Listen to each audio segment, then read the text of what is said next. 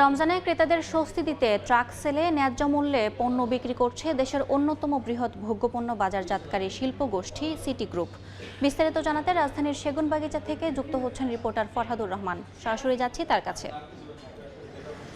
চতুর্থ দিনের মতো আজও সকাল 10টা থেকে দেশের বৃহৎ ভোগ্যপণ্য বাজারজাতকারী প্রতিষ্ঠান শিল্পগোষ্ঠী সিটি গ্রুপ তাদের ন্যায্য মূল্যে পণ্য বিক্রি কার্যক্রম অব্যাহত রেখেছে। এই মুহূর্তে আছি রাজধানীর সেগুনবাগিচায় শিল্পকলা একাডেমির সামনে। এই জায়গাটিতে তাদের যে ট্রাক সেল সেটি তারা সকাল থেকে পরিচালনা করছেন এবং সাধারণ ভোক্তারা যারা আছেন, ক্রেতারা যারা আছেন, তারা মূলত এই সিটি গ্রুপের 19টি ভোগ্যপণ্য বাজার থেকেও কম মূল্যে তারা কিন্তু কিনতে পারছেন। এই মুহূর্তে আমরা বেশ ভিড় লক্ষ্য করছি। সকাল থেকে এই ভিড়টিও কিন্তু দেখা যাচ্ছে।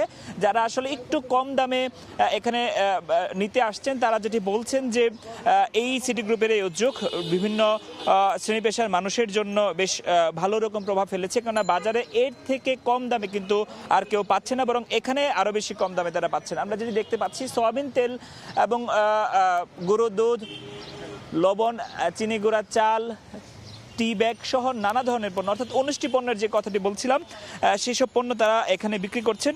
এবং এইটি শুধুমাত্র সেগুনবাগিচায় নয়, রাজধানীর মোট 15টিরও বেশি স্থানে কিন্তু এই বিক্রি কার্যক্রম তারা পরিচালনা করছেন। প্রতিষ্ঠানটির পক্ষ থেকে যেটি জানানো হয়েছে, সাধারণ ভোক্তাদের স্বস্তি দিতে মূলত তারা এই কার্যক্রম এবছর পরিচালনা করছে। প্রতিদিনই তারা এটি আসলে পরিচালনা করে থাকেন এবং পুরো রমজান মাস জুড়েই তারা এটি পরিচালনা করবেন।